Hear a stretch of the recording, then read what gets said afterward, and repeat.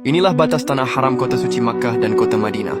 Disebut tanah haram adalah karena daerah ini diharamkan atas perbuatan zalim seperti memburu binatang, menebang pohon, mencuri hingga membunuh. Apabila sampai melakukan perbuatan maksiat di tanah haram, maka dosanya akan digandakan berkali-kali lipat. Setiap non-muslim juga dilarang memasuki tanah haram Makkah dan Madinah. Dengan kata lain, tanah haram itu tidak bisa sembarangan orang yang melewatinya. Berbeda dengan tanah halal yang boleh siapapun melewatinya. Kota Makkah mempunyai batasan tanah haram yang diberi tanda di dua sisi setiap jalannya. Adapun batasnya yaitu, bagian utara batasnya adalah Tan'im yang berjarak 6 km dari Makkah. Di bagian selatan batasnya adalah Adhah sekitar 12 km dari Makkah. Di bagian timur batasnya yakni Ji'ronah yang berjarak 16 km dari Makkah. Di bagian timur laut adalah Wadi Nakhlah jaraknya 14 km dari Makkah. Lalu di bagian barat dibatasi oleh Syamisi yang berjarak 15 km dari Makkah. Adapun kota Madinah memiliki dua tanda batas. Yang pertama adalah Haram Asyajar, yang berbentuk seperti lingkaran mengelilingi Madinah dari segala arah. Luasnya 12 mil dengan diameter 24 mil.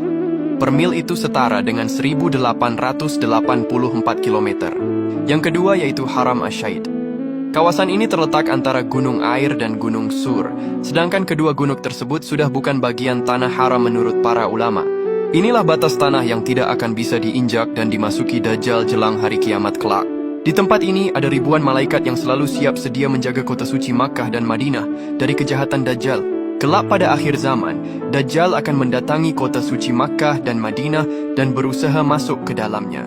Dalam sebuah hadis riwayat Ahmad disebutkan bahwa Dajjal kelak datang ke Madinah dari arah Gunung Uhud, namun dia tak bisa masuk ke dalamnya.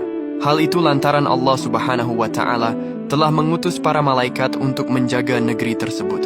Dajjal beserta bala tentaranya lalu beristirahat di sekitar Gunung Uhud, tepatnya di tempat bernama Sabkhah Al-Harf, yaitu kawasan yang pasirnya berasa asin dan tidak ditumbuhi tanaman. Kemudian kota Madinah bergetar sebanyak 3 kali. Inilah yang dimaksud hari pembersihan, yaitu hari di mana ketika itu berguncang, orang-orang kafir, musyrik, serta fasik yang tinggal di dalam Madinah akan keluar dari sana, lalu bergabung menjadi pengikut Dajjal. Sementara yang tersisa di Madinah hanyalah orang-orang mukmin yang bertakwa. Malaikat yang telah diutus oleh Allah akan terus menghadang Dajjal dengan pasukannya. Kemudian Dajjal akan dipukul mundur menuju Syam, dan di sanalah Dajjal nantinya akan dibunuh oleh Nabi Isa alaihissalam. Inilah 4 tempat yang tidak bisa dimasuki Dajjal. Yang pertama yaitu Masjidil Haram di kota Makkah, yang kedua yaitu Masjid Nabawi di Madinah, yang ketiga yaitu Masjidil Aqsa di Palestina, dan yang keempat yaitu Masjid Ats-Tsur. Lokasi Masjid Ats-Tsur adalah tempat di mana Nabi Musa alaihissalam menerima wahyu dari Allah. Tidak diketahui pasti di mana lokasinya.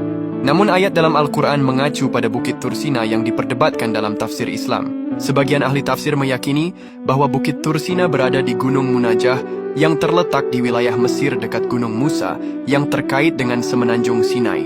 Ya Allah, semoga kita semua bisa berkunjung ke kota suci Makkah dan Madinah serta bisa beribadah di dalamnya. Amin.